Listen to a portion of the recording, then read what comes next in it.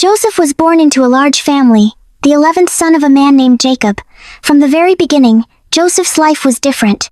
When Joseph was about 17 years old, he was known for his gentle spirit, his honesty, and his strong love for God. Jacob loved all his sons, but Joseph held a special place in his heart because he was born in Jacob's old age and because Joseph's heart was pure. To show his love, Jacob gave Joseph a beautiful long robe made of many colors.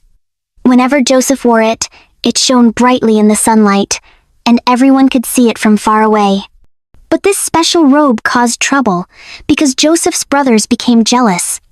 They felt overlooked, they felt angry, and slowly, bitterness began to grow in their hearts. Joseph didn't understand their jealousy. He simply wanted to do what was right. When his brothers went out to tend their father's sheep, Joseph would help by bringing reports back to Jacob about how things were going. But his brothers saw this as tattling, and their anger grew stronger. Then something else happened that made everything worse. Joseph began to have dreams, special dreams that God placed in his heart. One night, Joseph dreamed that he and his brothers were tying bundles of grain in a field. Suddenly, Joseph's bundles stood up tall, and his brothers' bundles bowed down to it. When Joseph excitedly told his brothers the dream, their faces darkened. "Do you think you will rule over us?" they asked angrily. Later, Joseph had another dream. This time, the sun, moon, and 11 stars bowed down to him. When Joseph shared this dream with his family, even his father gently corrected him. But Jacob quietly kept the dream in his heart, wondering what it could mean. As the days passed, Joseph's brothers grew more hostile toward him. They spoke harshly to him and avoided him whenever they could. One day, Jacob asked Joseph to go check on his brothers, who were far away tending sheep. Joseph obeyed without complaint. Wearing his colorful robe, he walked many miles under the hot sun, calling out for his brothers. When they saw him approaching from a distance, their anger exploded. "Here comes that dreamer," they sneered. "Let's kill him and see what becomes of his dreams." Their hearts had become so hard that they could no longer see Joseph as their brother. But one brother, Reuben, who was the oldest and around 20 years old, did not want Joseph killed. He suggested throwing Joseph into an empty pit instead, planning secretly to rescue him later. When Joseph arrived, his brothers surrounded him, shouting and grabbing him roughly. They tore off his beautiful robe and threw him into a deep, dark pit. Joseph cried out in fear and begged them to stop, but they turned away, sitting down to eat as if nothing had happened. Joseph was alone, terrified, and confused. He did not understand why his own brothers would treat him this way. But even in the darkness of the pit, God was with him. While Joseph was still in the pit, a group of merchants traveling to Egypt passed by. Judah, another brother, around 18 years old, had an idea. "What profit is there if we kill our brother?" he said. "Let's sell him instead." The brothers agreed. They pulled Joseph out of the pit and sold him to the merchants for 20 pieces of silver. Joseph cried and struggled, but it was too late. He was taken away, chained and frightened, heading toward a land he had never seen. Reuben later returned to the pit, only to find Joseph gone. He tore his clothes in grief, but he did not tell the truth. Instead, the brothers dipped Joseph's colorful robe in goat's blood and showed it to their father. Jacob believed Joseph had been killed by a wild animal. He wept bitterly for many days, refusing comfort. Meanwhile, Joseph was far away, traveling toward Egypt, his heart heavy with sorrow. When Joseph arrived in Egypt, he was sold again, this time to a powerful Egyptian official named Potiphar, the captain of Pharaoh's guard. Joseph was still only 17 years old, alone in a foreign land where he did not know the language or customs. But even there, the Bible tells us in Genesis 39 that the Lord was with Joseph. Everything Joseph did prospered. He worked faithfully, respectfully, and diligently. Potiphar noticed Joseph's honesty and wisdom and soon placed him in charge of his entire household. Joseph became a trusted servant, managing the home with care. God blessed Potiphar's house because of Joseph. Joseph grew into a strong, handsome young man, and his character shone brightly. But trouble came again. Potiphar's wife noticed Joseph and tried to tempt him to do wrong. Joseph refused every time, saying, "How could I do such a wicked thing and sin against God?" One day, she grabbed Joseph's garment as he ran away from her. Furious and embarrassed, she lied and accused Joseph of trying to harm her. Potiphar believed her words. Joseph, now about 20 years old, was thrown into prison, even though he had done nothing wrong. In the cold stone prison, Joseph could have given up. He had been betrayed, sold, falsely accused, and forgotten. But Joseph chose to trust God. And once again, the Bible says in Genesis 39-21 that the Lord was with Joseph. The prison warden noticed Joseph's kindness and responsibility and placed him in charge of the other prisoners. Joseph helped care for them, listening to their stories and offering comfort. One night, two important prisoners, the king's cupbearer and baker, both in their 30s, had troubling dreams. They were confused and afraid. Joseph noticed their sadness and asked why they looked troubled. When they told him about their dreams, Joseph said gently, "Do not interpretations belong to God? Tell me your dreams." God gave Joseph the understanding to explain the dreams. He told the cupbearer that he would be restored to his position in 3 days, and he told the baker that his life would end in 3 days. Everything happened exactly as Joseph said. Before the cupbearer was released, Joseph asked him to remember him and tell Pharaoh about his innocence. But when the cupbearer was restored, he forgot Joseph completely. Joseph remained in prison for 2 more long years. He waited. He prayed. He trusted God. And God was preparing something far greater than Joseph could imagine. Joseph remained in prison, day after day, month after month, year after year. The stone walls were cold, and the nights were long. He was now around 22 years old, and sometimes he wondered how his life had reached such a place. Betrayed by his brothers, sold as a slave, falsely accused, forgotten by the one man who could help him, yet Joseph never stopped trusting God. Every morning he rose and prayed. Every evening he thanked God for giving him strength to endure. Though his chains were real, Joseph's faith remained unbroken.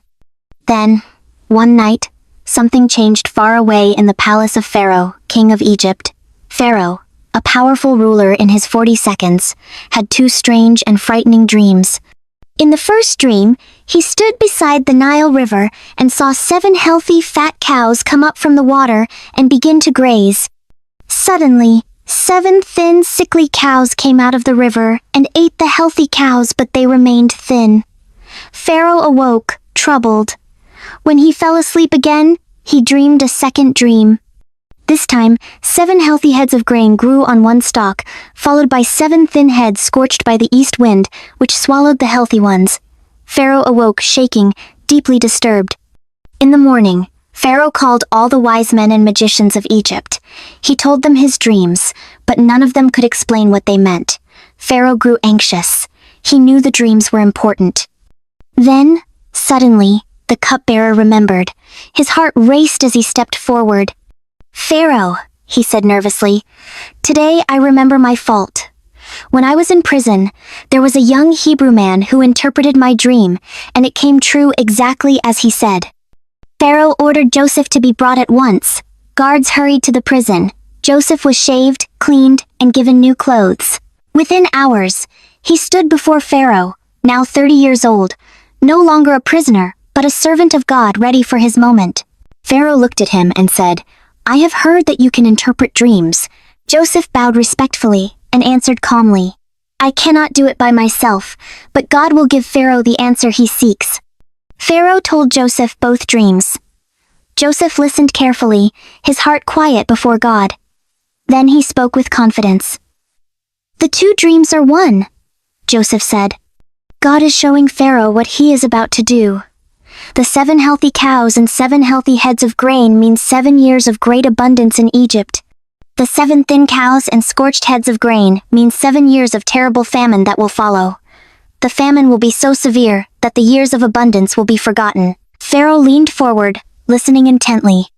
Joseph continued, "Now Pharaoh should choose a wise man to oversee the land. During the 7 good years, food should be stored. Then, when the famine comes, Egypt will not perish." Pharaoh looked around the room. He saw wisdom, clarity, and God's favor shining through Joseph. "Can we find anyone like this man?" Pharaoh said to his officials. "One in whom is the Spirit of God?" Then Pharaoh turned to Joseph. Since God has revealed this to you, you shall be in charge of my palace. Only with respect to the throne will I be greater than you." In that moment, God lifted Joseph from prison to palace. Pharaoh placed a royal ring on Joseph's finger, dressed him in fine linen, and put a gold chain around his neck. Joseph, once a slave, once a prisoner, was now the second most powerful man in Egypt. He rode in Pharaoh's chariot, and people bowed before him. Joseph was given a new name and a wife, and soon he had 2 sons. He named the first Manasseh, meaning God has made me forget my trouble, and the second Ephraim, meaning God has made me fruitful in the land of my suffering. For 7 years, the land overflowed with abundance. Joseph traveled throughout Egypt, gathering grain and storing it in great cities. The piles grew so large they could not be counted. When the 7 years of famine began, just as Joseph had said, the people cried out for food. Pharaoh told them, "Go to Joseph and do whatever he tells you." Joseph opened the storehouses and sold grain to the Egyptians. Soon, people from all nations came to Egypt to buy food, because the famine was severe everywhere. Back in Canaan, Joseph's family felt the famine too. Jacob, now very old, heard that there was food in Egypt. He sent 10 of Joseph's brothers, now grown men in their 32nd and 42nd, to buy grain. He kept Benjamin, Joseph's younger brother, at home, fearing loss. When the brothers arrived in Egypt, they bowed before Joseph, just as his dreams long ago had shown, but they did not recognize him. Joseph recognized them immediately. Joseph's heart raced. This was the moment God had been preparing. But Joseph did not reveal himself yet. He spoke harshly to them, testing their hearts. He accused them of being spies. They defended themselves and mentioned their family, saying one brother was gone and the youngest remained at home. Hearing this, Joseph's eyes filled with tears, but he turned away. Joseph kept Simeon behind and sent the others home, demanding they return with Benjamin. When they did return, Joseph saw Benjamin and could hardly contain his emotions. He prepared a feast for them and tested them again. Finally, Joseph could hold back no longer. He sent everyone out of the room and wept loudly. "I am Joseph," he said, his voice trembling. "Is my father still alive?" His brothers were terrified. They could not speak. They remembered their cruelty. They expected punishment. But Joseph stepped closer, tears streaming down his face. "Do not be afraid," he said. "You meant evil against me, but God meant it for good, to save many lives." Joseph embraced his brothers. He forgave them completely. He sent for his father Jacob, who came to Egypt with the whole family. Pharaoh welcomed them, and they settled in the land of Goshen. Jacob saw Joseph again and wept with joy. He said, "Now I can die in peace, since I have seen your face." Joseph cared for his family throughout the famine.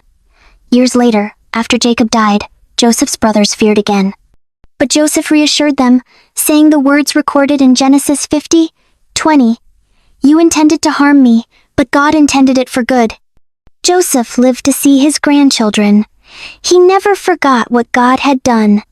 His life, once full of pain, became a story of purpose, forgiveness, and salvation. And children, just like Joseph, remember this. Even when life feels unfair, even when people hurt you, God is still working behind the scenes. God never forgets his promises, and he can turn every bad situation into something good.